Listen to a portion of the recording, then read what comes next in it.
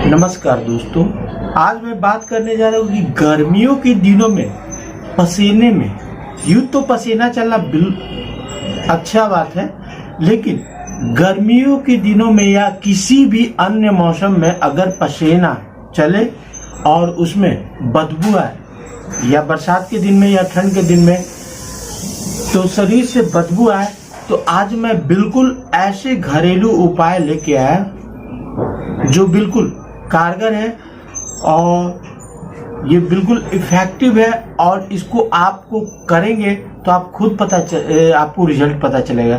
ये बहुत ही सिंपल उपाय है जिसको करने से आपको तुरंत लाभ मिलेगा। तो क्या चीज़ है वो? गर्मियों के दिनों में या किसी भी अन्य मौसम में पसीना चले और शरीर से बदबू या बगल से बदबू आए और बदबू में बहुत ज़्यादा, जैसे मतलब एक बकरी टाइप के जो आते हैं ना, बोका जैसा महक अगर आपके शरीर में आए तो आप समझ लीजिए कि आपका जो पाचन शक्ति है यानी पाचन तंत्र आपका सही नहीं है। बाथरूम तो जाते हैं लेकिन लैट्रिन बहुत ठीक से नहीं हो रहा है, यानी कहने का मतलब मल त्याग जो हो रहा है ना वो बहुत अच्छा से क्लियर नहीं हो रहा है, जिस कारण से पसीने में क्या पूरे शरीर में आपके ऐसे बदबू आएंगे जिस कारण से आपके अगल बगल वाले जो लोग हैं वो आपके पास समीप नहीं बैठ पाएंगे।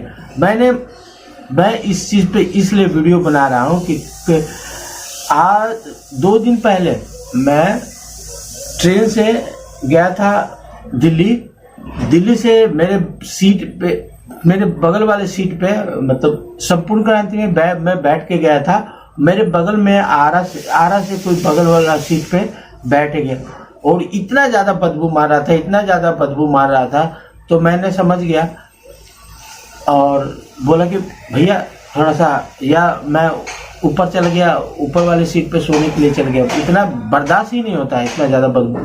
तो आज मैं बिल्कुल ऐसे घरेलू उपाय लेके आया हूँ जिसको करने से मैं टिप्स बता दे रहा हूँ, टिप्स। इसको करने से आपको बिल्कुल लाभ होगा और आप अगर डॉक्टर के चक्कर में फंसे हैं तो कोई ज़्यादा आपको फायदा नहीं होगा, क्योंकि ये जो बीमारी है ना ये धीरे धीरे उत्पन्न हुई है और ये धीरे धीरे ही खत्म होगी। एक बैग खत्म नहीं होगा, एक बैग इसको दबाया जा सकता है लेकिन बाद में ये उखड़ जाएगा। बाद में उखड़ जाने के बाद इसमें आप बहुत ज़्यादा परेशानियों में घिर जाएंगे, जैसे बवासीर की समस्या आ जाएगी, फेस्टुला हो जाएगा या बहुत तरह की इस तरह का बीमारियां हो जाएगा। तो उनसे बचने के लिए मैं आज बिल्कुल सही तरीका और सही उपाय लेके आया हूं जो आप अपने घर में कर सकते हैं। तो करना क्या है, तो सबसे पहले आप क्या करेंगे, एक गिलास अगर आपको मिट्टी के बर्तन वाले गिलास अगर मिल जाए तो ज़्यादा अच्छा हो जाएगा। शीशे का गिलास होना चाहिए, स्टील का होना चाहिए, एल्युमिनियम या प्लास्टिक का गिलास बिल्कुल नहीं होना चाहिए। इस बात को बिल्कुल गौर करें और सदा ध्यान रखें। तो मैंने बताया कि मिट्टी के बर्तन के गिलास या मटकी मिल जाए तो ज़्यादा अच्छा है। अगर आपसे पॉसिबल नहीं है तो स्टील का हो या शीशे का गिलास होना चाहिए। जब पसीने में बहुत ज़्यादा पसीना आए तो ठीक है, पसीने में बदबू या शरीर से बदबू आ रहा है तो उसके लिए मैं उपाय बता रहा हूँ। जैसे होता है ना, मतलब आपका अगर मल सही से नहीं निकलेगा तो वो पसीने के रूप में, क्योंकि यहाँ एक किडनी होती है, यहाँ एक किडनी होता है, ये जो ईश्वर ने जो ये बनाया है ना जिसमें बाल, इसमें से ही वो चीज निकलते हैं और इसी में से पसीना निकलता है। और जो गंदगी होती है ना वो इसी के द्वारा निकलती है, जिसको पसीने में बदबू। तो पसीने में बदबू बहुत ज्यादा खतरनाक है। मैं छोटा सा उपाय बता देता हूं, इसको आप 3 दिन रेगुलर करके लीजिए। जब भी आपको करना है तो 3 दिन रेगुलर करिए। 5 दिन अगर रेगुलर आप कर लिए तो आपको तुरंत बेनिफिट मिलेगा। हाँ, एक बात मैं बता देता हूँ कि लैट्रिन में बैठते समय, बाथरूम में बैठते समय आपका मल अगर काला रंग का गिरे तो घबराना नहीं है, क्योंकि जो आपके अंदर जो मल है, जो पाइपलाइन में फंसे हुए, जो मतलब कुछ दिन पड़ के वो काले हो गए, तो वो निकलेंगे। और फिर आप देखेंगे कि आपका जो भूख की शक्ति हो वो बढ़ जाएगी, पाचन शक्ति भी बढ़ जाएगा, और आप खाएंगे जहाँ 2 रोटी 1 रोटी खाते तो वहाँ 4 रोटी बिल्कुल आसानी से कर लेंगे। तो हम छोटा सा उपाय लेके आए हैं।